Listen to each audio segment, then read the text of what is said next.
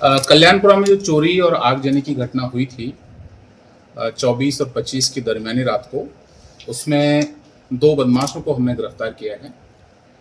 Kalyanpura police ने इसमें बदमाशों से गिरफ्तार आरोपी हैं, उनके नाम हैं ईश्वर पिता मोहन परमार 19 वर्ष का है और कैलाश पिता मन्नू गढ़वाल 35 वर्ष का है।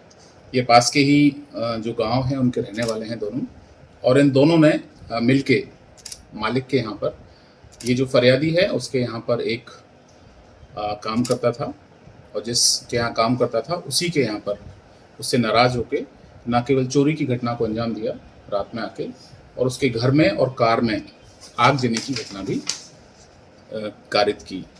इसमें जो विशेष बात है वो ये है कि ये जो मुख्य आरोपी है ईश्वर, ये उसी दिन बात किया था अपने जिनके यहाँ काम करता था उससे, फरियादी से, और बात करके इन्होंने इनके छोटे भाई से कार मांगी थी अपने किसी व्यक्तिगत काम के लिए।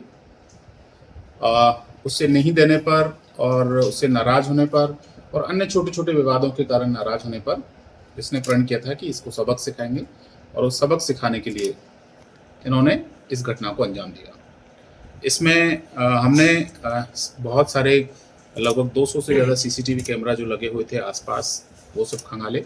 उसमें हमारी जो 3 टीमें लगी हुई थी सीसीटीवी कैमरा में, एक साइबर की टीम हमारी लगी हुई थी, उन सब ने आसपास के आने जाने वाले रास्तों पर, कल्याणपुरा का जो टाउन है उसके मार्केट में, दुकानों पर, पेट्रोल पंप्स पे जो कैमरे लगे थे उनको खंगाला, और साइबर की हमारी टीम ने इसमें पूरी मदद की, और उसके आधार पर हम लोग इस पर जीरो डाउन कर पाए। हालांकि वहाँ से पूछताछ में नहीं बताया गया था कि इस तरह की हरकत कर सकता है। इसका जो सह आरोपी है कैलाश, पास ही के गांव का रहने वाला है, संदला का, और पहले भी एनडीपीएस के अपराध में वो जेल जा चुका है। जेल में इस तरह की हरकतें करना, इस तरह की गतिविधियां को अंजाम देने में एक्सपर्ट था, वो सीखा उसने, और वो ये घटना को कारित करते ही राजस्थान भाग गया था। वहाँ से हम लोग उसको राउंड अप करके लेकर आए हैं। कुल मिला के इसमें जो शर्ट उसने पहनी थी जो सीसीटीवी कैमरे में आई, उस शर्ट के कारण जो आपके सामने रखी है यहाँ पर, इस शर्ट में जो धारियाँ थी, आपको वीडियो फुटेज भी दिखा होगा आपने, नहीं हो तो आपको सर्कुलेट किया जाएगा, जिसमें वो जाते हुए दिखाई देता है रात को कैमरे में। उस शर्ट के कारण प्राथमिक संदेह हुआ, और उसके बाद में टेक्निकल एविडेंसेस के आधार पर हम लोग इस तक पहुँच पाए।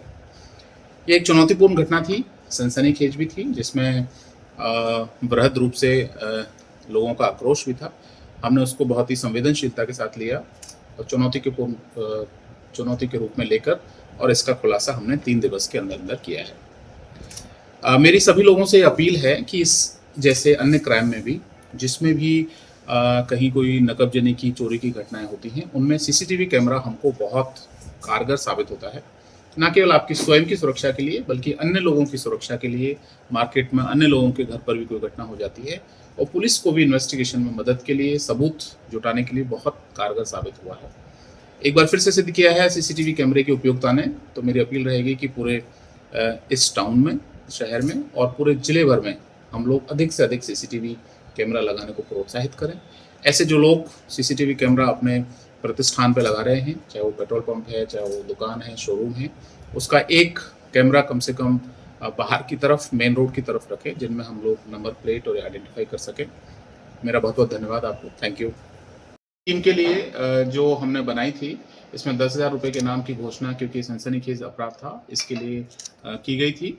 तो सभी का सराहनीय योगदान रहा, उसके लिए टीम को 10,000 रुपये देने की घोषणा की गई थी। Thank you.